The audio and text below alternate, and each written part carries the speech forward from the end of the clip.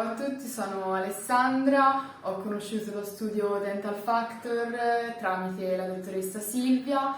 Mi sono rivolta allo studio in quanto avevo un problema di digrignamento dei denti che mi portava ad avere un click mandibolare e dei forti dolori a livello dell'orecchio. La dottoressa Silvia mi ha consigliato l'apparecchio miofunzionale Maio Brace, il quale mi ha portato subito beneficio dopo qualche mese.